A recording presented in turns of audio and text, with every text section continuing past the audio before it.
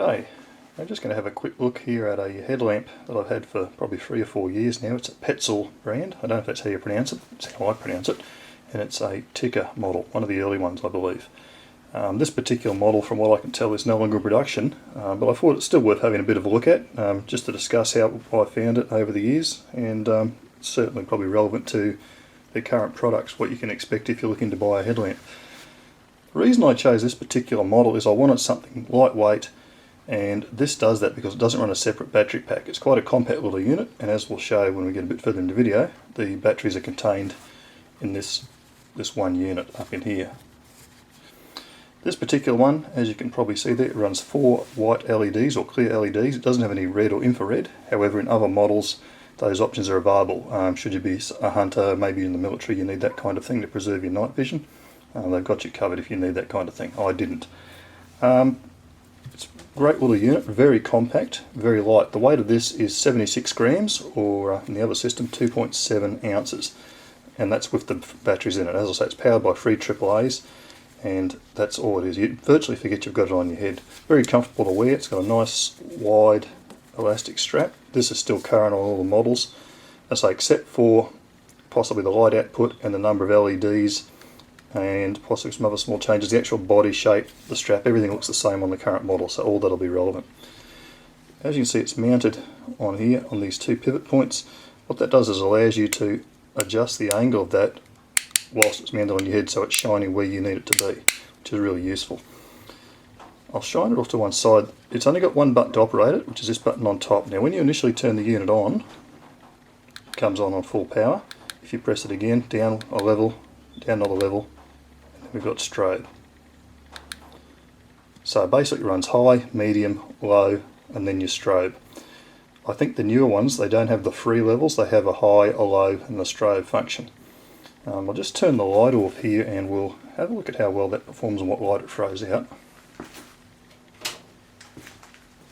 Okay, where are we? Of course the only problem is I can't see what I'm doing now.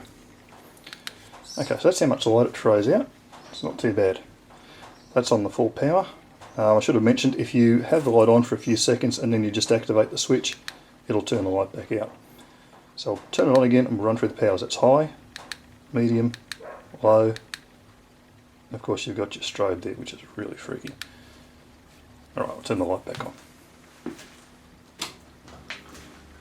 Now the strobe function is an excellent thing, and certainly for outdoor use I think that's an essential thing to have. If, for example, something happens and you do need to be found, maybe you're waiting on rescue or something, that strobe function will work well for you.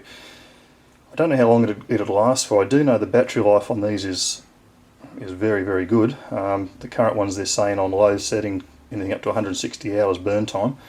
This one certainly would be well over 100 hours. I've very rarely changed the batteries on it, and I suspect with the strobe you'd probably last several nights without any sort of difficulty. Very good little light. We'll just show you how the batteries mount in here. You can see at the top here there's a little press stud. Basically, if you just push that down and ease the back away, you can see there you've got your 3 AAA cells in the back. And then you just shut it all back up again. Just got to watch that you get that lip in down the bottom, and you should hear it click home. Just check it's working, and it is. The other good thing on it, you can see in profile there, it's got this little lip, which is just to help prevent the light from shining back down into your eyes. Basically, as I'm not going to do a long-winded review, the Petzl website has a lot of models. There's the Tkka models, which are these. There's also models which do have the rear battery pack, which I presume put out more light, but you pay for that, of course, in weight and all that type of thing, and a bit of extra bulk. But for general purpose camping, if you want something lightweight, I mean, you can throw this thing in your pocket. It's easy to cart around. You could almost put it as part of your EDC kit if you wanted to. You could do a lot worse than to have a look at one of these lights.